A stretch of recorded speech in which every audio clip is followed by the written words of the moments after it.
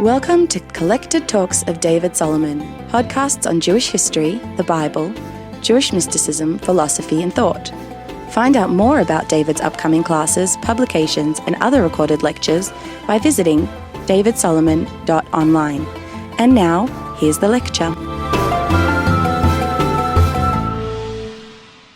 This episode is a lecture entitled, "Which Period of Jewish History is Most Similar to Our Own?" The talk was delivered in 2020 for Chabad Glen Ira as a Zoom lecture during Melbourne's lockdown period. Unfortunately, the Zoom lecture video was not recorded. However, to see the charts to which David refers, please go to the YouTube listing for this lecture, which you can find either on David's YouTube channel or on the episode webpage. Visit davidsolomon.online for more. First of all, it's nice to be back in Chabad Glen Ira, even though I'm not in Chabad Glen Ira, but conceptually that's where we're at. And I want to thank Rabbi Groner for the opportunity of being able to give a talk that I've wanted to give for quite a long time, on the topic of which period of Jewish history resembles our own. And if we are going to be running around saying things like, T-shirt statements like,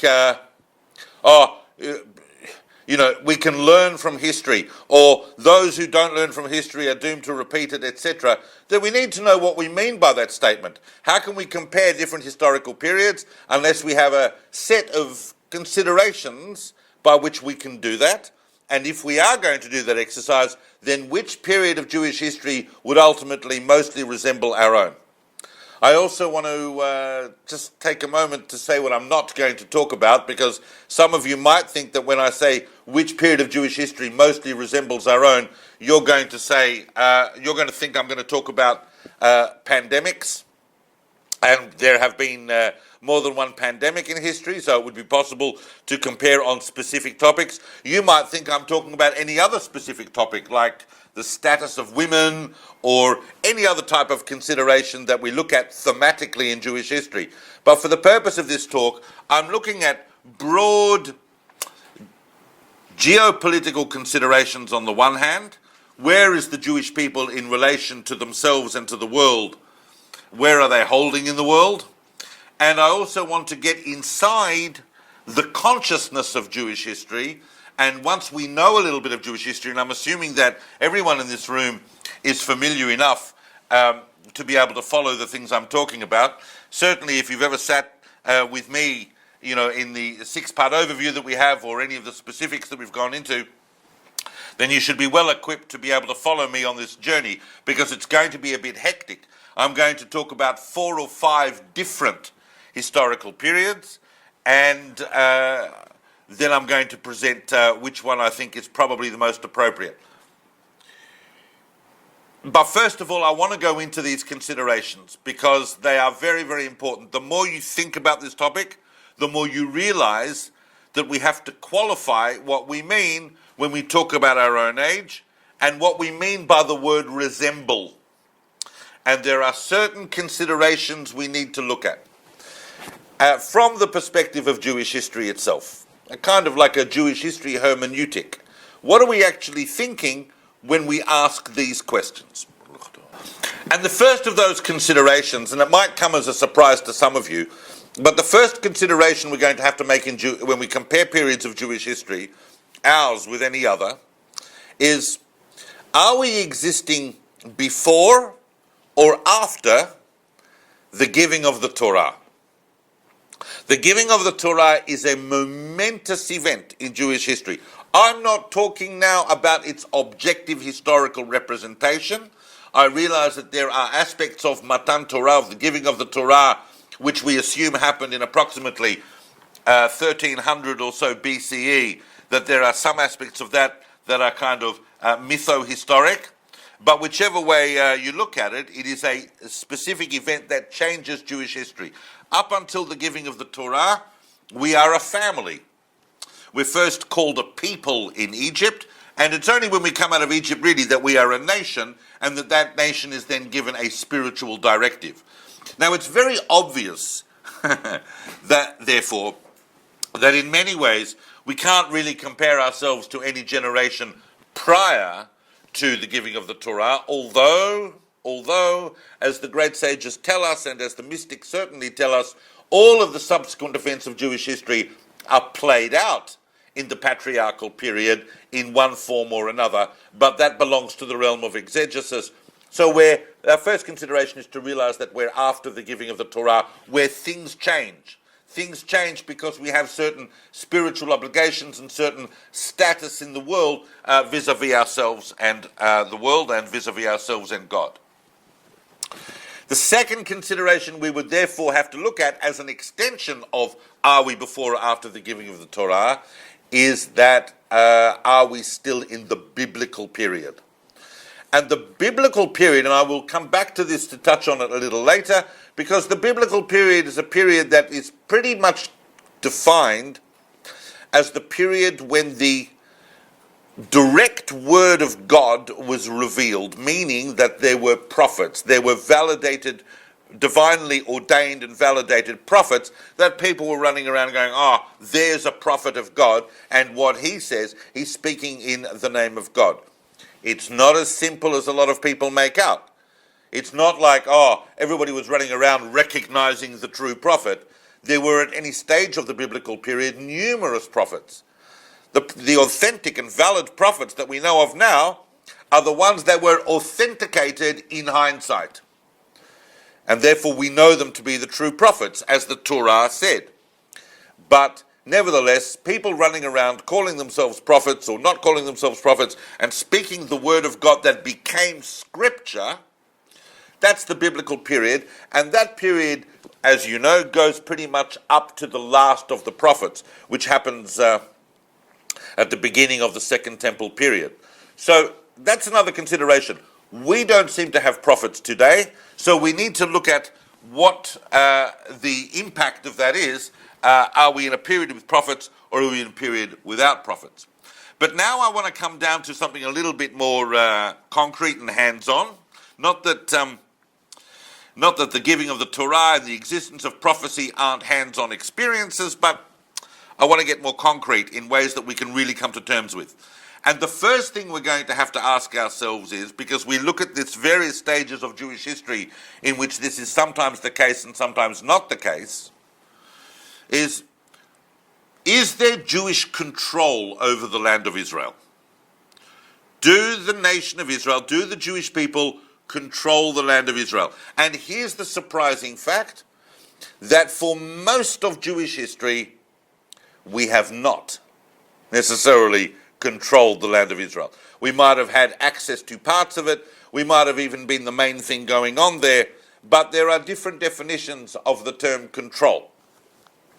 And these have implications in Jewish law and Jewish history and Jewish life.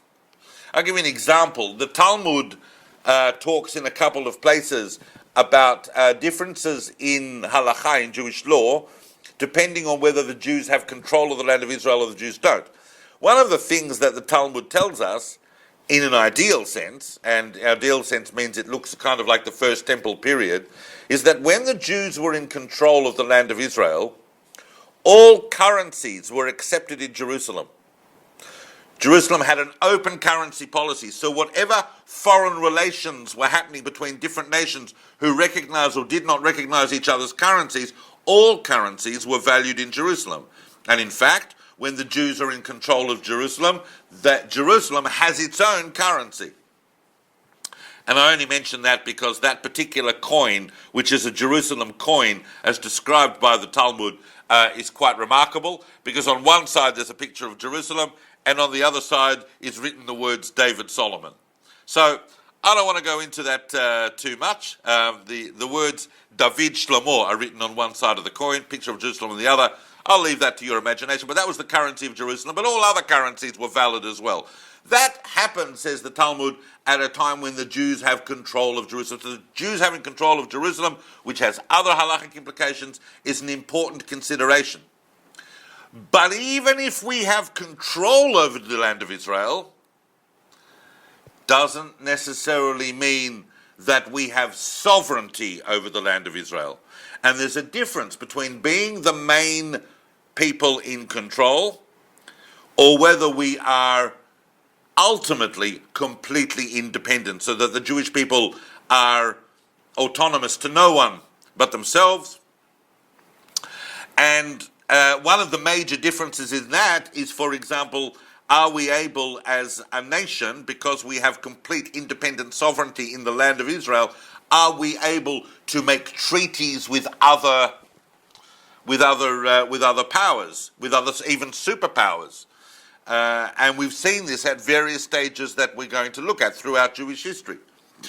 We've had examples where we've had rulers, but those rulers have been vassal kings, and the general idea behind a vassal king is a vassal king has total power within their domain, but they're not allowed to do foreign policy without the approval of the higher power. Whereas that's a different situation from complete independence. And complete independence and sovereignty means that we are completely empowered to make whatever pacts we want. If we want to make a pact with Rome, we make a pact with Rome. If we want to make a treaty with the United Arab Emirates, then that's what we do, if we are completely independent. And that's a separate thing from control. And that's what I'm going to be looking at a little bit in some of our candidates. And once you have the idea of sovereignty, and once you have the idea of independence, then you're going to say to yourself, well, what is the ultimate embodiment of sovereignty? So you're going to say, are we looking at a period where there is a Jewish king?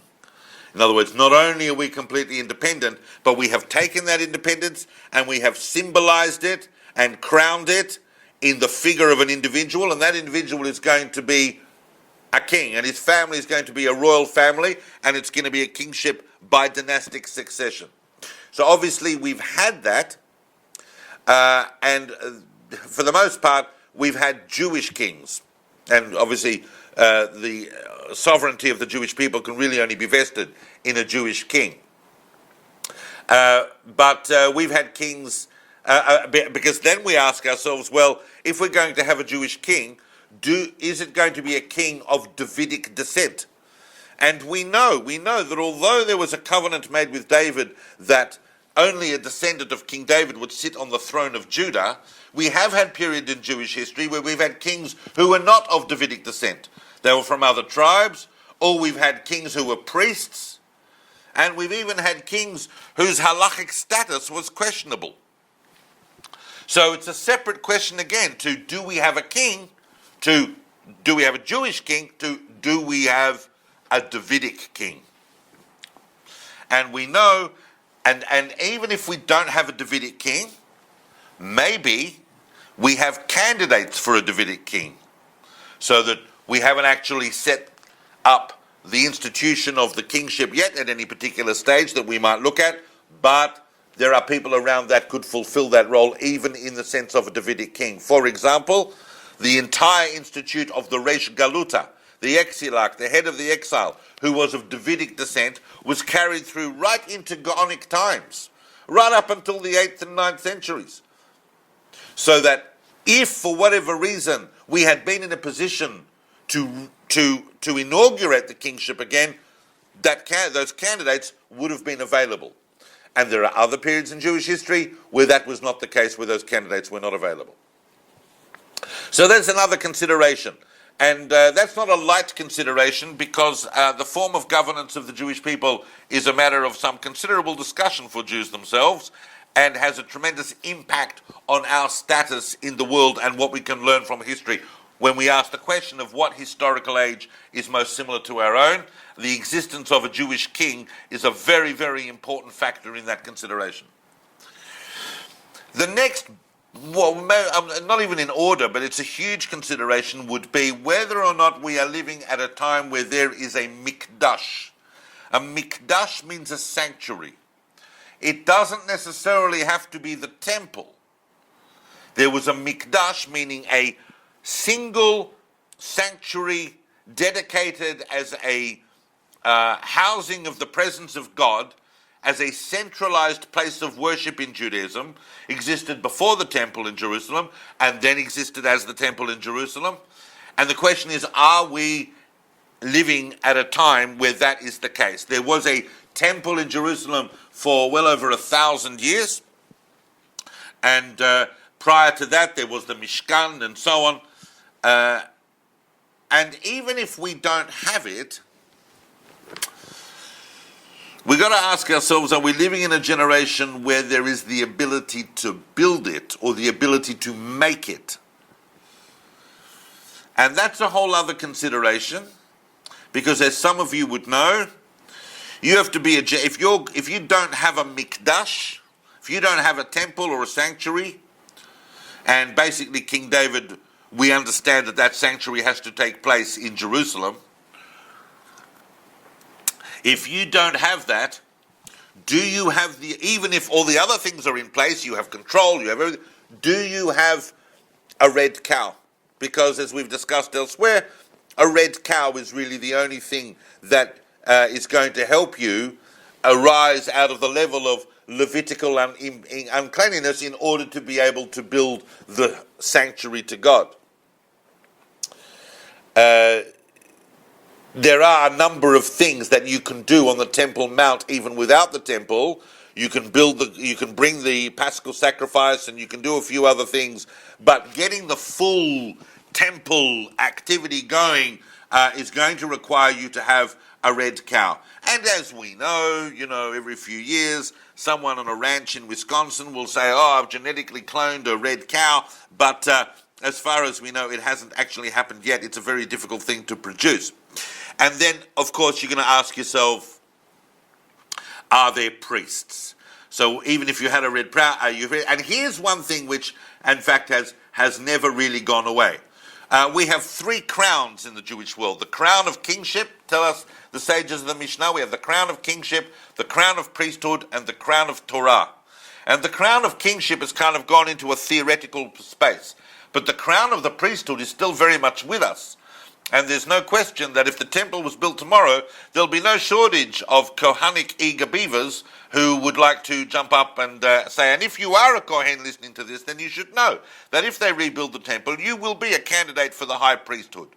So we have priests, and although we are told that Elijah the prophet will come at the end of days and tell us exactly who is a Kohen and who is not a Kohen, a descendant of Aaron, because that's what a Kohen is, a male descendant of Aaron. Nevertheless, all priests today, everyone who has the status of Kohen, is Kohen presumptive, so we assume they're Kohanim, but we need a red cow to get the temple going, even if we have the priests. And the other crown is the crown of Torah. And so we come back to this question, are there prophets? So are we living in an age where there are people who are actually uttering, in a very revealed way, the word of God? And that has 2 aspects in relation to Torah. On the one hand, the uttered statements of the prophets become the written word of Scripture, the written word of the Bible, and on the other hand, they are also embodiments of the oral Torah tradition. So, and all of the ethical concerns of the oral Torah. That's why prophets are the ones who come and put the limitations, not legal, but ethical limitations on the behavior of kings. Because, make no mistake, the existence of a Jewish king, as I emphasized before, is a very, very impactful thing in the Jewish world. A Jewish king's word is law. If we were living in a Jewish theocracy in the land of Israel with the temple and with a king, and the king said everyone had to wear a face mask when they went outside and social distance 1.5 meters, I guarantee you that would be the law from the moment those words left his mouth. And that's the nature of a king. It's complete power because it is a conduit of divine power, just as the prophet is a conduit of divine word. And of course, kings are held accountable and kings have limitation. So that 3-way structure that we've looked at throughout the biblical period, which is not simply defined to the biblical period, well, it is pretty much confined to the biblical period, because once you have prophets, you're in the biblical period. So these are considerations that we need to look at when we look at our own. And one final kind of well, not final, but the second last consideration I'd look at would be, and this is of course a big one, are we in exile? Is the Jewish people living in the land of Israel as the center of its existence? Or are we barred from the land of Israel or alienated or disenfranchised from the land of Israel and are spread throughout the world in a diaspora. And therefore we'd have to look at the meaning of the word exile. Some very, very hardcore people will define exile as any stage of Jewish history in which there is not a temple. Which would mean that even though we have the state of Israel now, and even though we have Jerusalem, and even though we have Har HaBayit, we're still in exile, according to some, which is why they continue to say why we continue to say the prayers that we say on Tisha B'Av, on the 17th of Tammuz and the 9th of Av, and so on. You're listening to Collected Talks of David Solomon. If you enjoy these lectures, you can help us cover the cost of hosting, editing, and producing these podcasts for as little as $3 a month. Visit davidsolomon.online to learn more. On the other hand, even if we were to define, say, the state of Israel as the beginning of a non-exilic state, if we want to define exile as simply a statelessness, a stateless dispersal of the Jewish people, and that ended in 1948. Even if we accept that, then we can see that through vast periods of Jewish history, we did not have that, and we were in fact in a state of exile. So we'd have to look at what it would be like to compare two periods where that was a factor, and that might actually mitigate against any kind of comparison. Because each of these considerations brings with it a certain consciousness. If you're living in a time of exile, you have a different consciousness about Jewish history as when you're living when there is a state of Israel. And we've spoken about this before. It's very hard for us to access the consciousness of our great-grandparents who didn't live during the time of the state of Israel. And similarly with all of the other considerations, they all have their own particular impact on historical consciousness. And if we are in exile, and if there is a diaspora, what is the relationship with the diaspora? So even if we have a settlement in the land of Israel and we have a thriving diaspora, there are times where that relationship is good, and there are times where a relationship is not good, and that has a huge impact on Jewish history. You would know, when we looked at the Gaonic period, that incredible year of 922, when Jews all over the world followed 2 different days for Rosh Hashanah, those who followed the rabbis in Israel and those who followed the rabbis in Babylonia. And so the relationship between the religious centers in Israel and the religious centers outside of Israel broke down.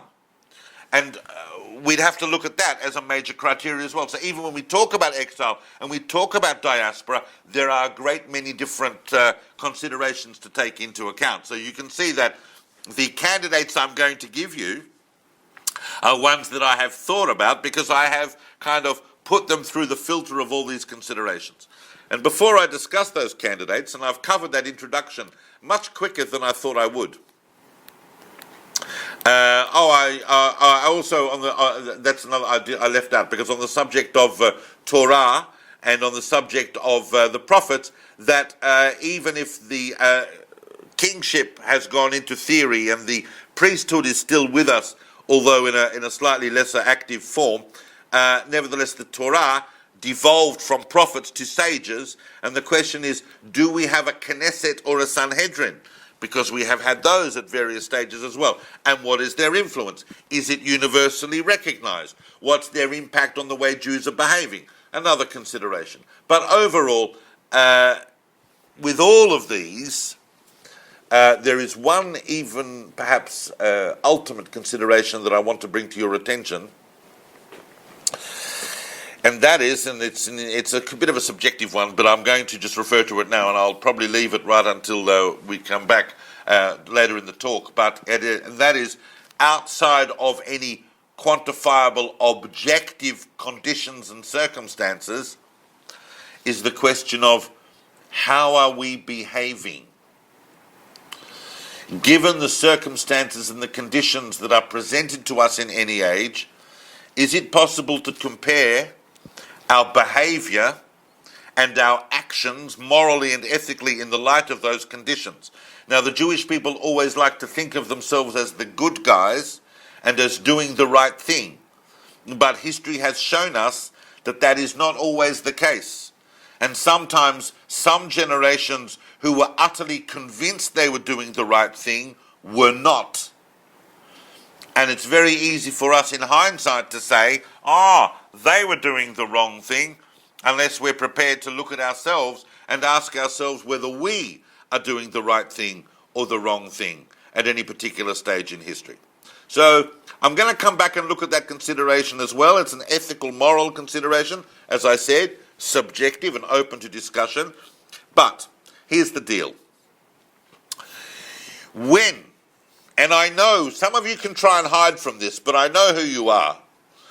When you are sitting at those dinner tables and this topic comes up of what period in Jewish history most resembles our own, I'm going to go through some candidate periods that I think are the ones that if you haven't heard of, you're going to feel awkward in the conversation, because these are the ones that are going to come up.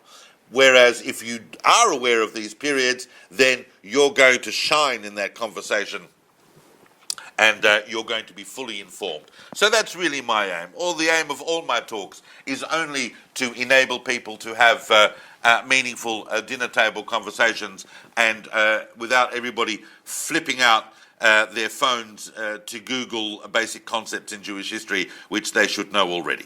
Now, I'm going to start with the first one. Everybody ready for my first candidate period? Yep, now that I've given that introduction and I've made you aware that it's not a simple topic, it's a complex topic and it has a lot of consideration. It is quite popular to say, in response to that question, I'm going here in order of popularity, because I've often heard it said more than once, quite often more than once, that the period of Jewish history most similar to our own is 1st century Judea. That is the century and the decades and the years leading up to the destruction of the Second Temple. It is absolutely packed, that period. And people go, it's just like ours. Now they say that for two reasons, and just so that I can absolutely help you identify what I'm talking about here, I want to just make one little corrective. It's a corrective to myself, and it's a corrective to others. But I believe it is incorrect and inappropriate to call that period 1st century Palestine, because it wasn't Palestine. Even if you want to call it Palestine, you can only really call it Palestine from around about the middle of the 2nd century onwards, because that's what Hadrian said its name was going to be, and that's what the Romans started putting on their maps.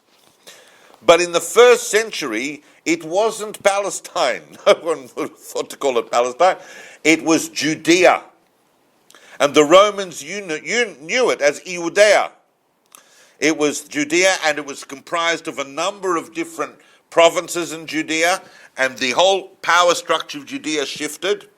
Now, throughout the century, depending on who was in control, but for the most part, the Romans were in control, because the Romans had come in already in the middle of the previous century, and over the course of the last few decades of the 1st century BCE, we had Herod and the Herodian kings, and his sons kind of took over after that. And one of the reasons why people like that period as a comparison to our own, particularly from around about the years, say, 50 through to the late 60s of that century, is because, for two reasons. Now, I want everybody to hold on to their underpants. I don't want people losing. You got to just listen to me carefully. Some people compare it because one of the things that characterized Jewish history of 1st century Judea was that it was highly, highly factionalized. There were a lot of different people running around with a lot of different ideas, political and spiritual. You had, of course, still the great split within the religious world between the Prushim, the Pharisaic factions, and the Tzdukim, the Sadducees. You also had these people, the Essenes. You had political factions, the Kanaim, the Sikari, all the moderates, all of these different types of factions. And of course, there were a number of different militias running around. And the Jewish people were existing in a state of considerable disunity. The other reason that people like on a whimsical bad day to compare to that period is because there are a number of people in the world today who believe that the Jewish people are on a train that is heading for a wreck,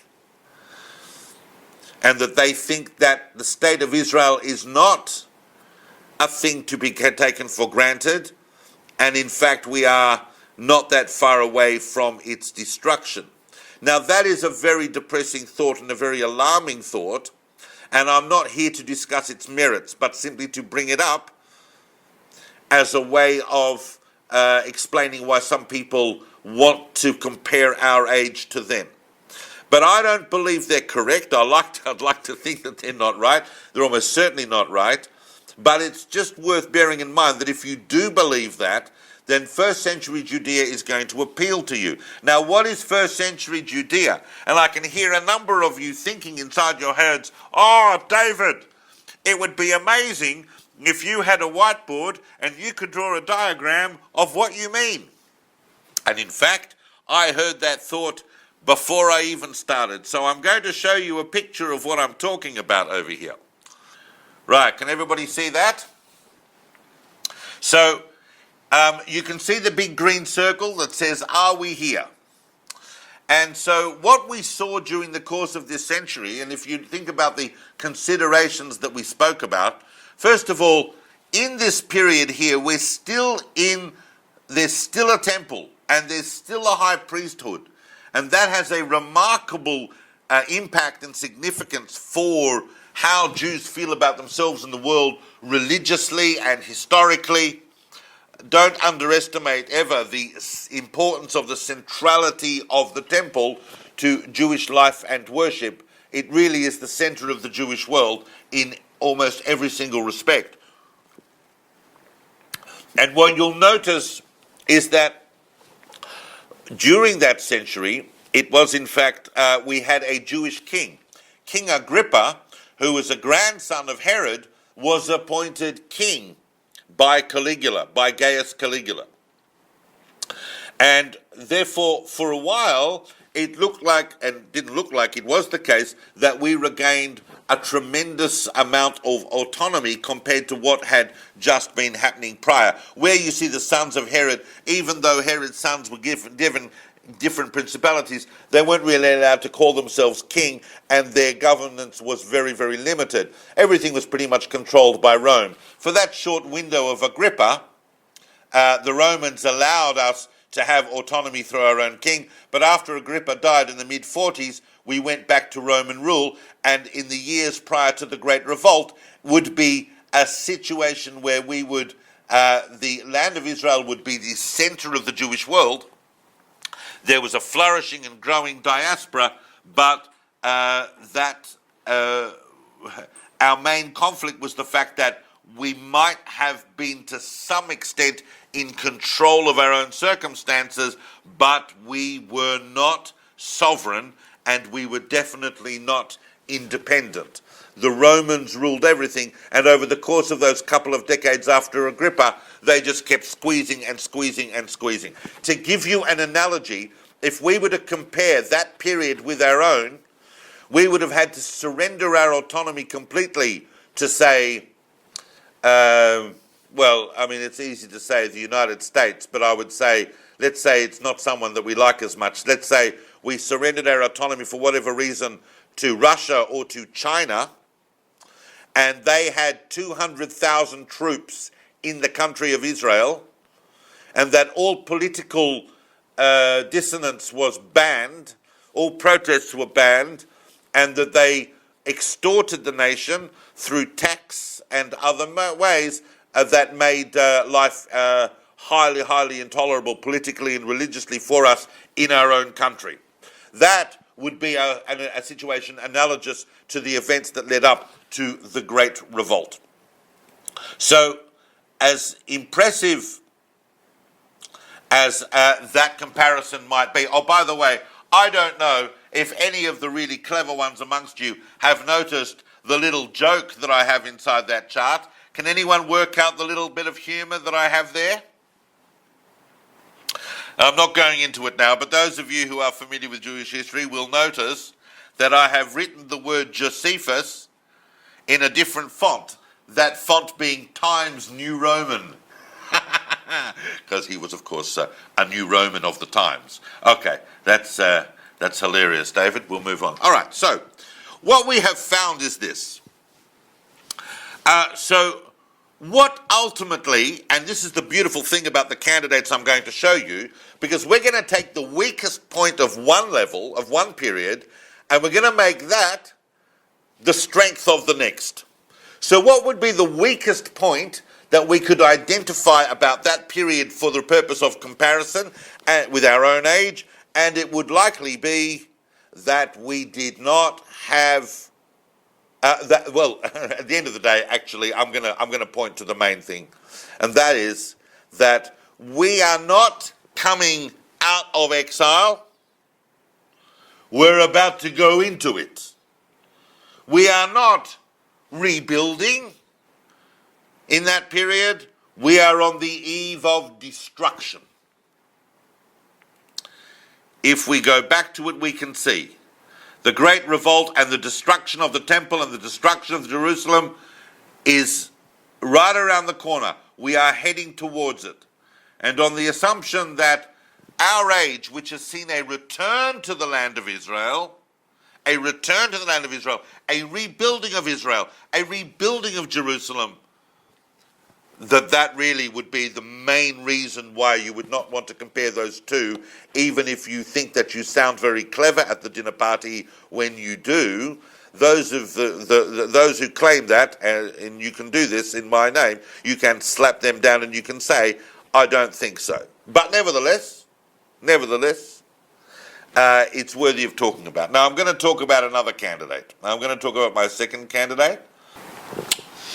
So let's look at a period, if we want to compare what is the most dominant thing that happened in our age.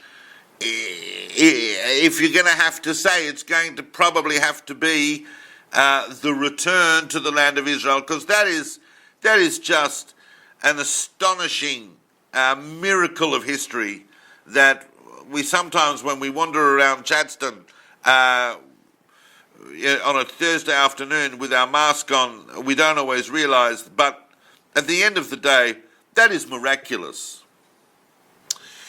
And so is there a period where we can look at how we managed and what were the circumstances following a miraculous return? And of course, the next most popular choice is probably going to be the Decree of Cyrus. Now, that of course belongs to the 6th century BCE, and that is a generation that we call the generation of Shivat Zion, the generation of the return of Zion. It comes right at the end of the Babylonian captivity, the Babylonian exile, and the Babylonians are defeated by the Persians, and Cyrus gets up and he goes, the Jews can return and they can go back to the Jerusalem and they can rebuild the temple. And so we did. Not all of us, of course, and that's kind of a similar situation. There was a first wave of Aliyah of about 40,000 people, headed by Zerubbabel, who was the grandson of the last king. So those considerations were there, and we went back to Jerusalem and we rebuilt the temple. So there is a much stronger case to say that that's comparative to our own age. In 1948, we came out of exile, the state of Israel was established and declared, and since then we've acquired Jerusalem, we've acquired the Temple Mount, and we haven't built the temple yet, we haven't set up any kingship structures, but we are in that intermediate phase. Now I'm going to show you that phase in a chart so that you can see what the considerations are that pertain to that. So let me show you that chart now, because I made some nice charts. So let's look at this, all right? So over here we can see we have Nebuchadnezzar, and we have Zedekiah, Tzidkiyahu, the last king. We have the prophets Jeremiah and Ezekiel. The temple is destroyed, and then we are in exile in Babylon. Here's the decree of Cyrus. And so the question would be, are we here? Are we in the few decades following the return of Zion? So are we in those decades? So let's go back to the chart. So on the one hand, we've got all those similarities. Yep. We're coming out here, we've had the Decree of Cyrus. Now, I like to talk about the Decree of Cyrus as something similar to the Balfour Declaration. I have heard it said recently that, especially in the last couple of years, that people were comparing Cyrus to Trump. Now, I don't normally launch into political aspects of today, but it's unavoidable in this talk. I'm here to tell you, Trump is not Cyrus. If Trump was anybody, he's a Hashverosh, as I think is very, very clear. I mean, if he split up with Melania and someone came to him and said, you know, it's the right of every president in the White House to have sex with every virgin in the United States until he finds the right wife, I don't think Trump's going to say, no, I don't need that. However, Trump is Ahasuerus in other ways I'm not going into now, but he's not Cyrus. Cyrus, if anything in our generation, is much more likely to be closer to what happened with the Balfour Declaration and and subsequently the birth of the State of Israel with the agreement and accord of the United Nations as much more approximating what the effect of Cyrus's decree was on the Jewish people, and we came back. However, it's important to realize that there's there's two fundamental differences, but there's one that I specifically want to talk about. One of the fundamental differences, the lesser one I'll mention first, in my opinion, is the fact that if you look carefully at this period, you will see that there are still prophets. In that period of the post-Cyrus declaration, we had prophecy, and we had the last of the prophets of Israel, who were Haggai, Zechariah, and Malachi, who appeared after the exile, and it was Haggai particularly who got the temple going. But that's not necessarily any different from today, because today we might have people who are running around going, you have to build the temple, Eit Beit Hashem Lehibanot, you've got to build the temple now, you've got to build the temple now. And in hindsight, i.e. in a few hundred years' time, people will go, oh, that person was a prophet, because he said they need to build the temple, and they built the temple. So I'm not excluding the fact that maybe there are prophets, but there is one very fundamental difference between the generation of the return to Zion and ours, and that is that despite all this very impressive building of the second temple and the return to Zion, we are not sovereign and independent in our own land. We are not sovereign and independent. We are, at the end of the day, here, kind of a vassal colony of the vast Persian Empire. I mean, Zerubbabel does not even take on the title of king. In fact, he's referred to as Fahat Yehuda. So he is the governor of Judah. And he's given that, and he's recognized that he is of royal descent and that he is a Davidic candidate and so on. But the Persians ultimately are the ones in charge. We can't rebel against them. We probably have to pay a few good taxes to keep them happy. We certainly have to be abiding by the major tenets of what the Persians would regard as good behavior, and we need to contribute to their army and to their wars, which is generally a condition of being a vassal entity. So although we had a kind of a state entity, Medinat Yehud was recognized as its own state and its own territory. We didn't have complete autonomy. And I think on that reason alone, It's sometimes difficult, as impressive and as seductive as it is to want to say that we are replicating Shivat Zion, and in many ways we are. In many ways we are, and make no mistake, the miracle of 1948 was perhaps no less and perhaps even more astonishing than the miracle of the Decree of Cyrus. Nevertheless, now we are completely autonomous, and then we were still under the control of Persia. So let's take that weakness and let's make it a strength of the next candidate we look at.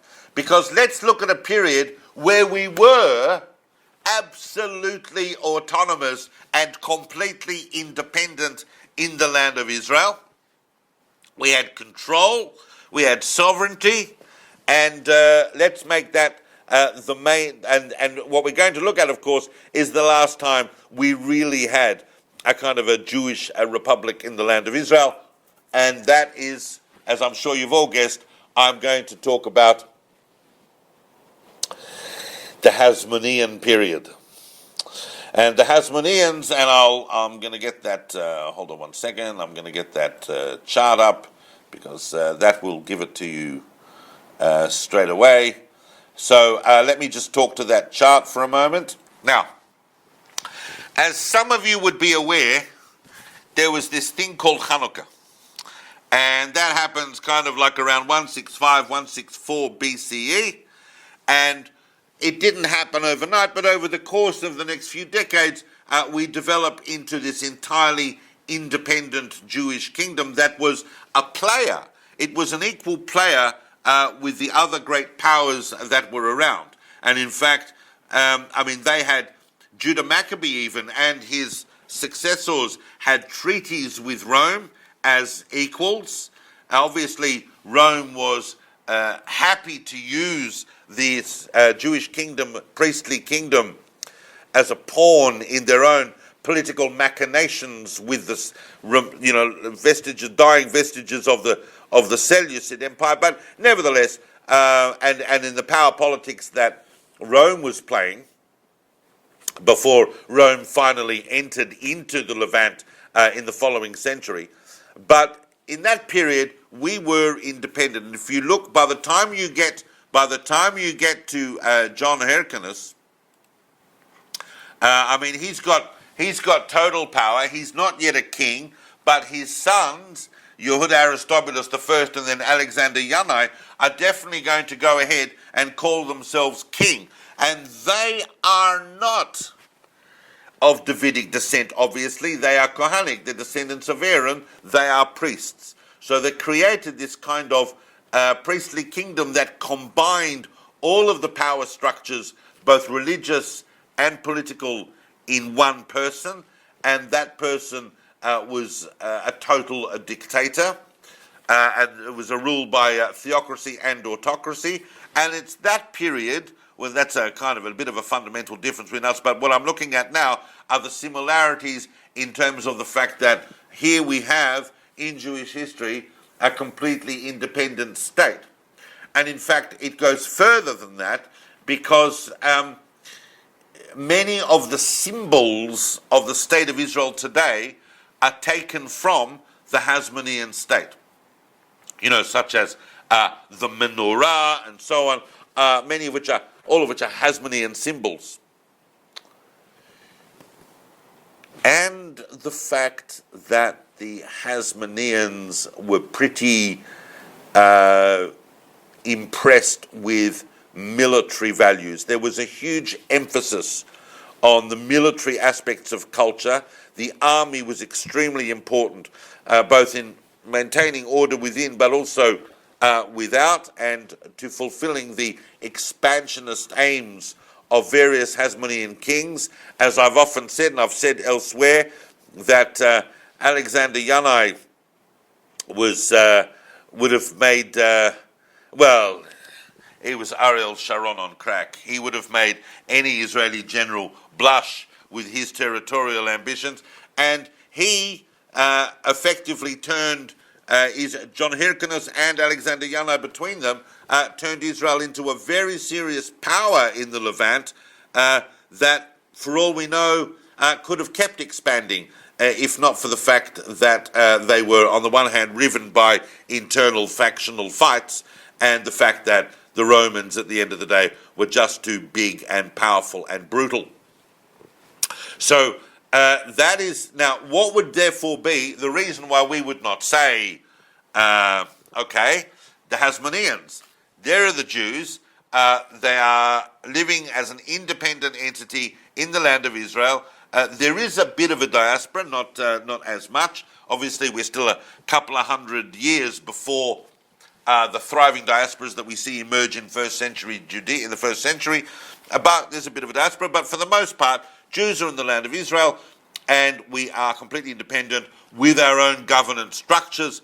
And probably the biggest difference there is going to be, on the one hand, the fact that those governance structures are highly autocratic, and I mean, no society is ever that far away from autocracy, so that's not necessarily a mitigating factor. But one thing which definitely is, and a massive difference between us and the Hasmonean state, is that the Hasmonean state is founded on the existence of the temple. So they didn't even have to build it. The temple was a pre-existent condition of the whole Hasmonean purpose. The Hasmoneans were priests that created a priestly kingdom, and they did that using the temple as their primary focus of political and religious power. Some of you who are a little bit alarmed and offended by the casual way in which I seem to talk about the Hasmoneans should be aware of my view and the view of many historians that Hanukkah is really the warm, fluffy PR exercise of the Hasmoneans. For the most part, they were a disaster. They were, of course, amazing at the end, towards the end, with the reign of Shlom Tzion HaMalka. One of the things that the Hasmoneans did was to, and we've seen this in many places, was to push forward and raise the status of women. And so they were able actually to produce a queen whose rule was regarded by everybody as exceptional. But even if we look at Shlom Tzion HaMalka, who was an exceptional ruler and who might have even been someone that people would be happy to be ruled over by today, nevertheless, the fundamental difference is between us and them is that they have the temple. And if you have the temple, you have a certain consciousness about the sanctity and centrality of your holy places. And the priesthood obviously is up and running and it's functioning, and you have wars that priesthood kingdom is fighting, and you're expanding. And you are, I mean, those who deal in the discourse of wanting to explain sometimes why contemporary Israel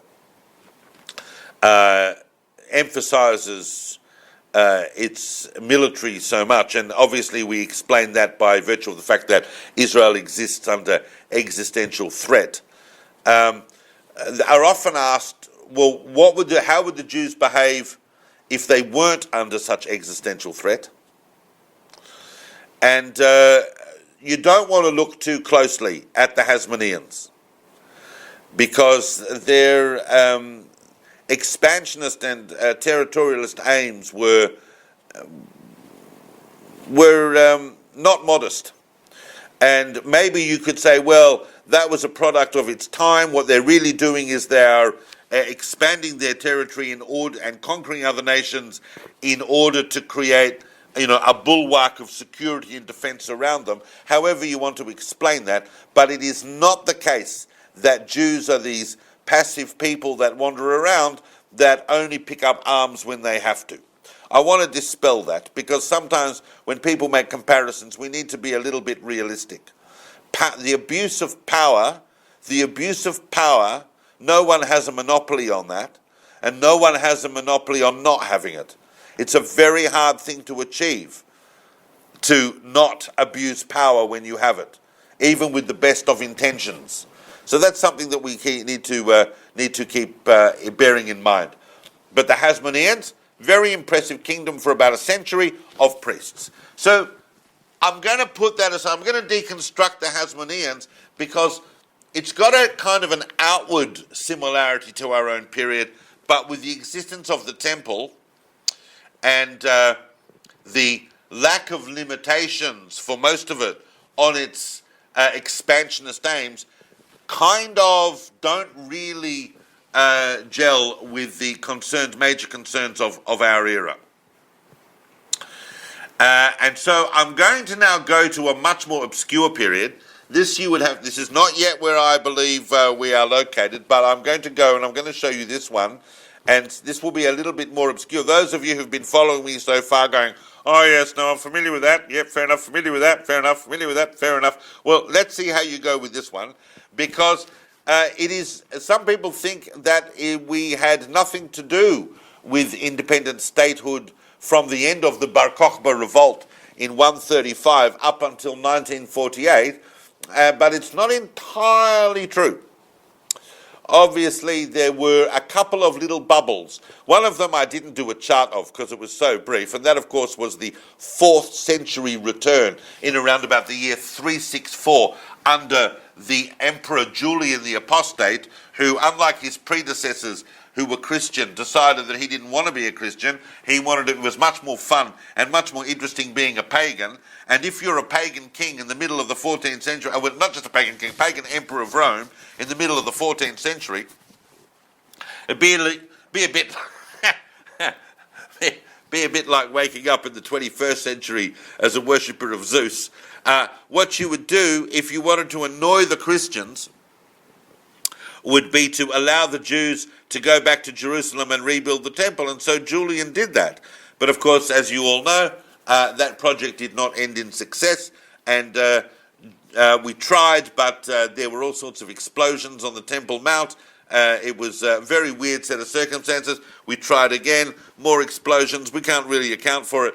And when we say explosions, I know people are thinking, well, how is that? They didn't have dynamite or TNT, but there were explosions. There were, I don't know, trapped methane or whatever it was under the Temple Mount, huge balls of fire. People write about this. And shortly after, Julian died. So it's not a long enough period for us to be able to assess whether or not there is a comparison between that and our own. But one thing is interesting is this, is that unlike our own generation, as soon as those people that were given permission by Julian to return to Jerusalem, the first thing they did was to start to clear away the debris on the Temple Mount and to rebuild the temple. It wasn't seen as an afterthought, oh, let's get the state going, let's get things organized here, let's secure ourselves, let's get a shtickle parnosa going, let's get some income, let's get a viable economy, let's set up our basic social infrastructure, and then we'll think about the temple, which was the mistake made, according to the prophet Haggai, by the returnees to Zion under the Cyrus decree. But in fact, they went straight away and started building the temple without any hesitation, because Julian said you can build the temple. But the one I'm going to look at in a little bit more detail is the short-lived state of Nehemiah ben Chushiel towards the beginning of the 7th century, which is just prior to the rise of Islam. And some of you would be familiar with that period. I'm going to bring up a chart. I'll just show you what I'm talking about. So here is another candidate, and it's this. So we know that in the last decades of the 6th century and the early decades of the 7th, the Byzantine and Sassanid empires, based on the one hand in Constantinople and the other hand in Persia, were fighting a lot of wars, and at the center of those concerns was, of course, the Levant. And many historians actually blame the depletion of economies and resources and the exhaustion of populations as a result of the Byzantine-Sassanid wars as a part of the background that explains the phenomenal success of the spread of Islam and the rise of the message of Muhammad.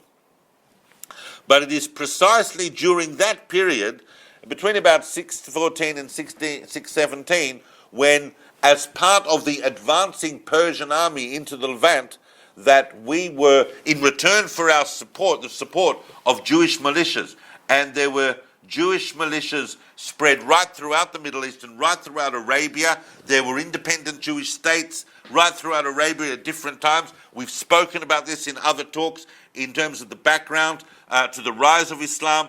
Arabia at the time was much more Jewishly influenced than many historians realize, when they're realizing now, and that there were numerous Jewish militias. Those Jewish militias were coordinated in an organized campaign to help the Persians recapture the land of Israel from Byzantium, and in return for which the nominal leader of the Jewish world at the time, was certainly the Jewish militia effort to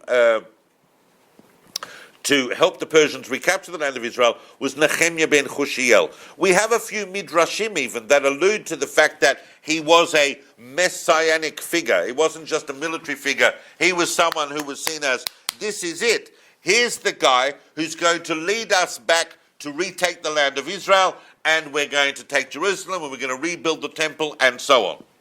And so they do that. And so Nehemiah ben Chushiel and the Jewish militias helped the Persians retake Jerusalem in 614, and they set up their own state.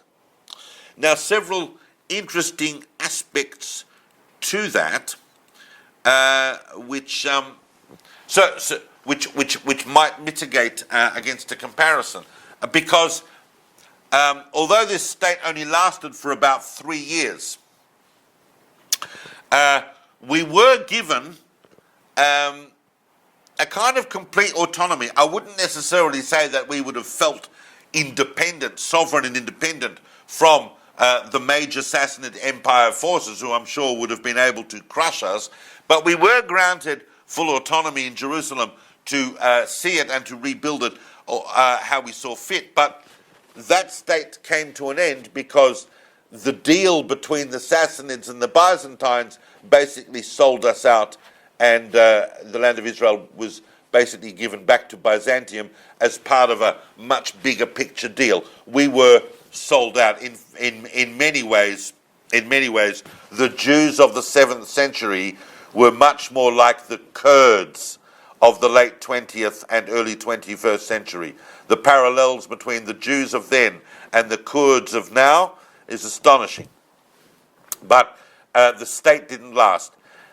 And yet, when we look at it a little closer, we might be able to say that that was not necessarily a bad thing, because we did not behave well.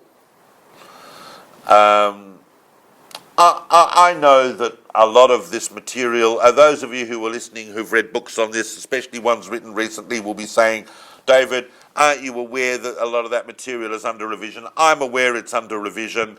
I'm aware that people are finding different things about it all the time, but the overall picture doesn't seem to have changed from the fact that we behaved terribly in that state, because one of the first things that we did was we went round killing non-Jews, and we basically, we decimated the Christian population of Jerusalem. Now, it's all very well to say, but that's what people do. I mean, they did it then, they do it now. They come in. I mean, if they'd come in, they would have killed us. Yes. But, I mean, and that picture was going back and forth basically until Saladin. It was Saladin who broke that mold by saying that Jews and Christians can live in Jerusalem. And that's not for another 500, 600 years. So we're still in a world where that was kind of seen as that's what you do. You move in and you kill your enemies before you start setting up your state, rather than actually trying to be inclusive. And I'm not sure, and of course that had bad karma, because when the state was sold back to the Christians, they of course took massive revenge on the Jews as well. So it was an awful time, and we didn't necessarily behave in a way that brought credit to the Jewish people when we took when we set up that state under Nehemiah ben Chushiel. Moreover,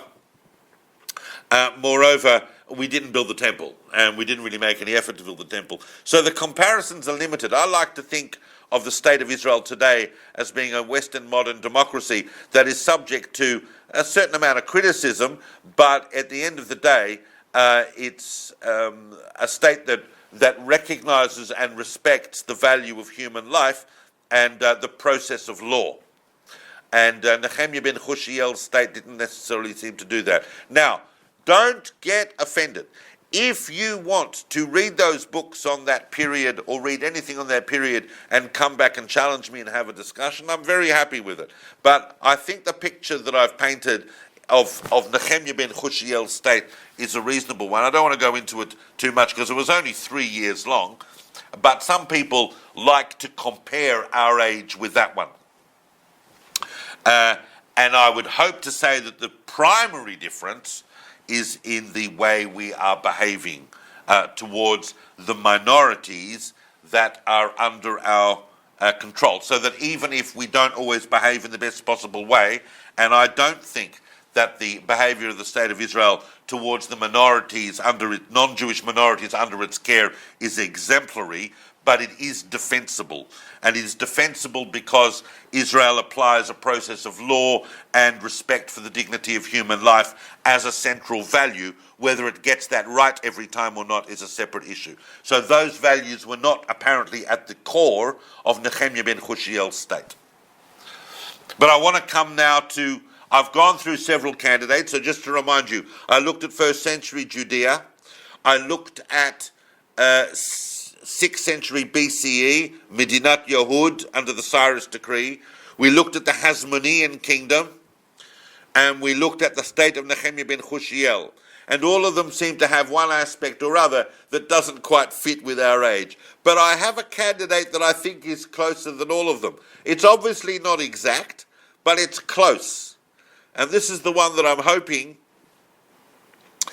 will both alarm and inspire you.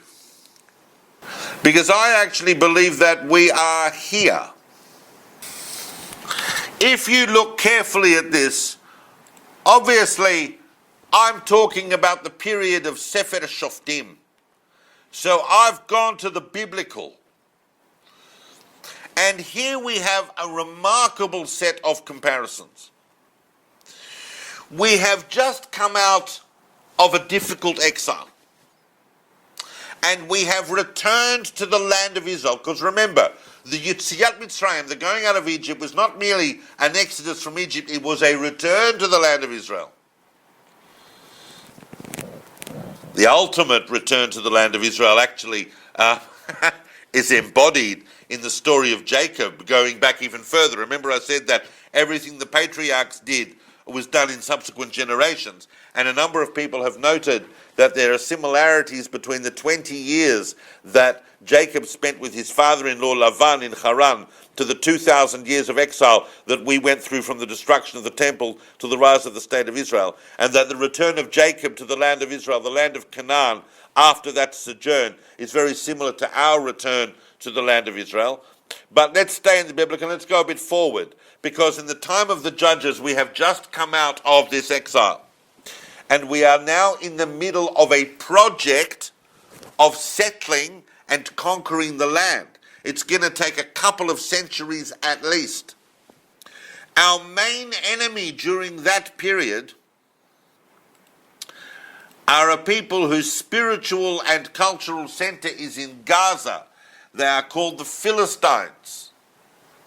And we are fighting a series of wars with them as two peoples.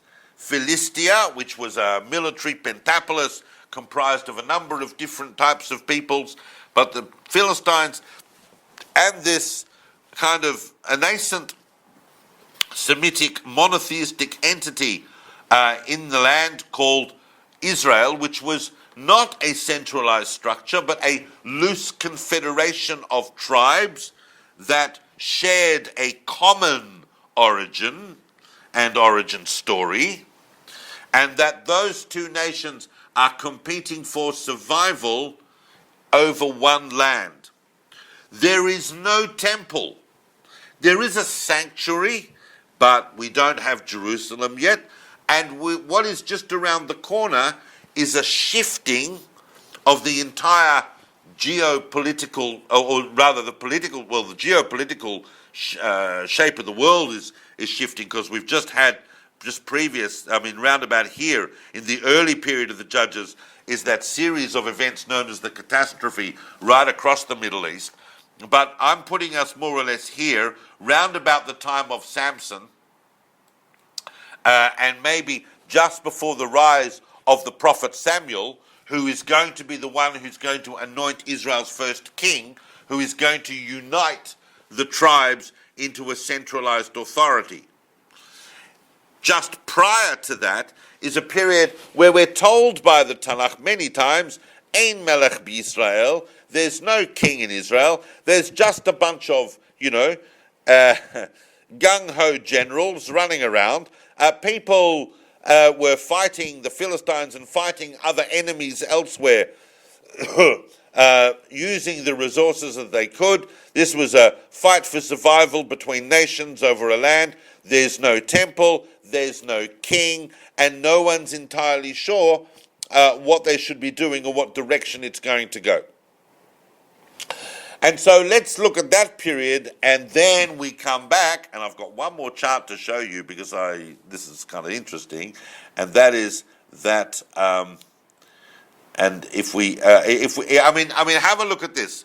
I don't know. We would probably need another talk just on this to explain what I mean. But to me, the book of Shoftim is a book that, when you read it, it seems to embody the same types of values that Israel is going through at the moment, with the possibly large exception of the fact that there is no diaspora to speak of in the time of the Judges.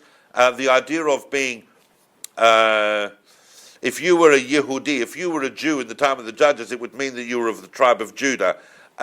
Most people outside of that would have called themselves a man of, or a person of Israel, and they would have belonged to one of the tribes. The tribes had no natural affiliation other than whatever loyalties they set up.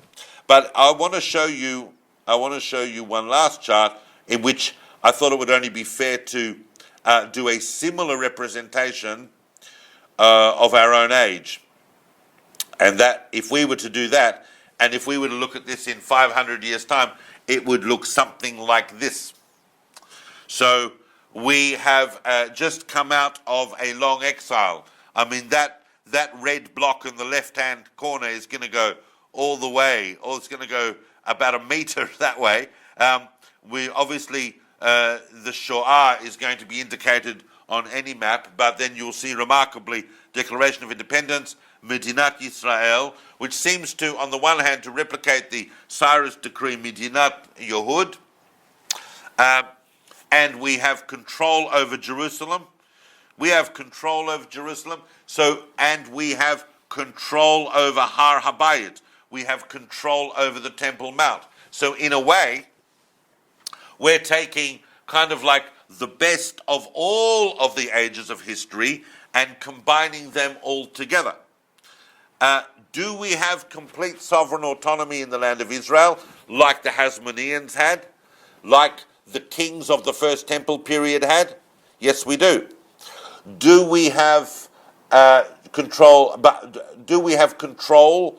We do. Do we have autonomy, sovereign autonomy? We do. Do we have control over Jerusalem and the Temple Mount? And the answer is we do. We do. And bear in mind that the fact that the state of Israel recognizes the authority of the Waqf on the Temple Mount is a policy of the state of Israel. It's not a reflection of what Israel could do. If Israel wanted to take the Temple Mount, it could take it in about 30 seconds. So we do have control over Har Habayit, but we have not yet built the temple. We have not yet organized ourselves a king. And we may not. I mean, we can't tell history before it happens. But the Jewish people are. I just want to touch on our own period in another way as well, because I'm holding back from saying this, but I'm going to say it. You'd be forgiven for asking the question, is our own similar to our own? And I want to highlight the fact that there is a very, very different set of dynamics at play prior to 1967 and post-1967. Because the existence of the Temple Mount in our control is a very, very significant factor in Jewish history. Very significant. And we saw that. We saw that with Nehemiah ben Hushiel, but we saw that with the people under Julian the Apostate, and every significant time in Jewish history where the rules get changed is we have control over Har HaBayit.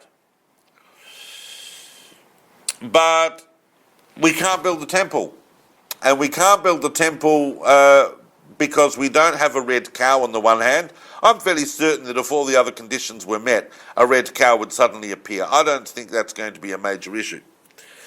The major issue is that we live in a world at the moment where if the Jewish people build the temple, if they were to erase or destroy what exists there already and to build the temple, it would not bring peace to the world. It would not bring the Jewish people to the fulfillment of their ultimate purpose. Not in the current world anyway. I mean, there are some who disagree, many disagree, and they would say, that's nonsense, Israel should go up there and just do it. But the key factor there is most certainly the absence of prophets. It wasn't like for the people that came back under the Cyrus decree, who were told by the prophets of Israel, by Haggai, by Zechariah, go and build the temple. Now's the time to build the temple. It's really important. We don't have that kind of open spiritual leadership. We have a Sanhedrin that is, for all, I hope no one's offended when I say this, but it lacks credibility in the Jewish world, and most people have never even heard of it. We have great sages, but none of the sages of Israel are openly saying to anyone that we should rebuild the temple.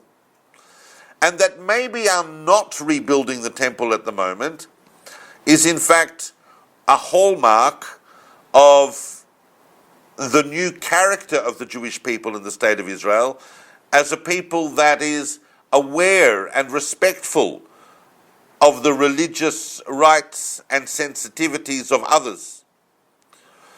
And that maybe that's a good thing. Because if you don't think it's a good thing, then there's only one other position you should take. And that is that we should build the temple. And therefore you'll bring yourself full circle into asking where that is going to lead us at the end of the day.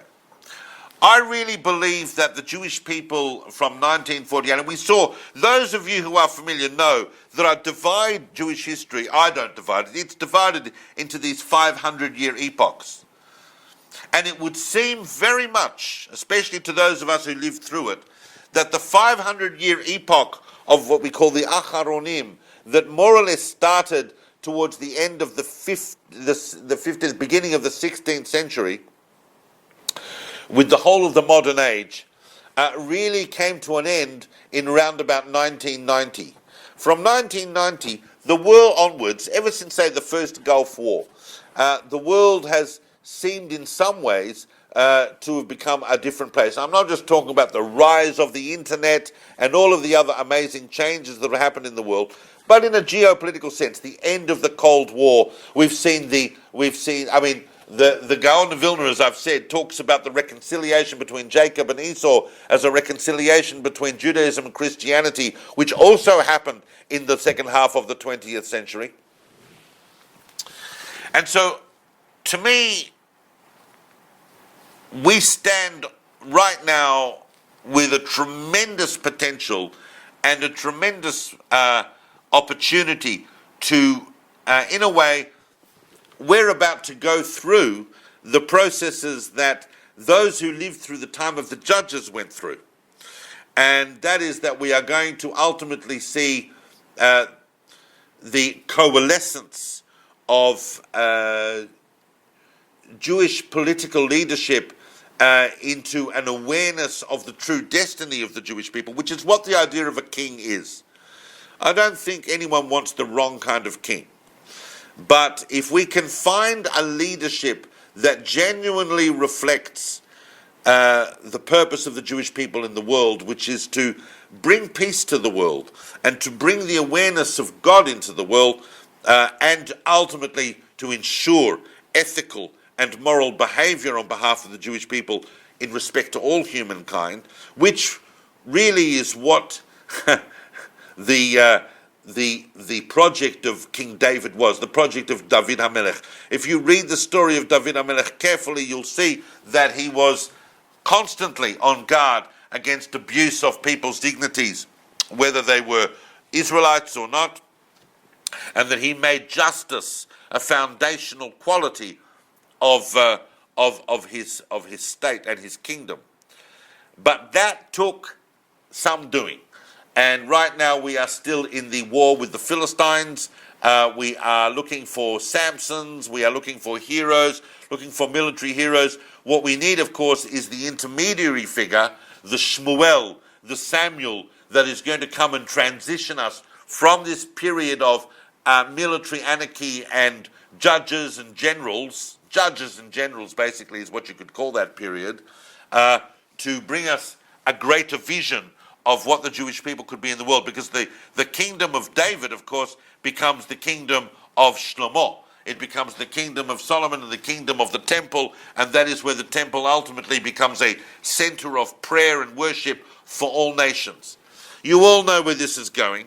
It's my pet rave about the fact that ultimately the United Nations should be in Jerusalem, and that the whole industry of Israel and Jerusalem should be dedicated towards conflict resolution and world peace and world subsistence and stability of food and livelihood for all, dignity for all people on earth, a kind of a big center of human progress studies, and that anyone can go into Jerusalem if they're prepared to go in there in peace and to worship the one God of the universe, and that is what Jerusalem's purpose is.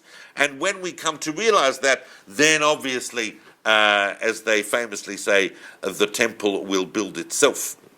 So I thank you for that absolute kind of frolic through different periods in history. Obviously, this has been my take on it, but what I was hoping, I'm not expecting everyone to agree with me on every phase that I've discussed or how I broke it down, but what I wanted to do was to highlight the importance of the question and to unpack a lot of the issues surrounding it.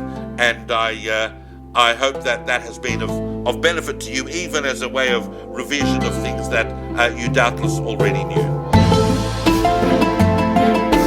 Thank you for listening. We hope you enjoyed the talk.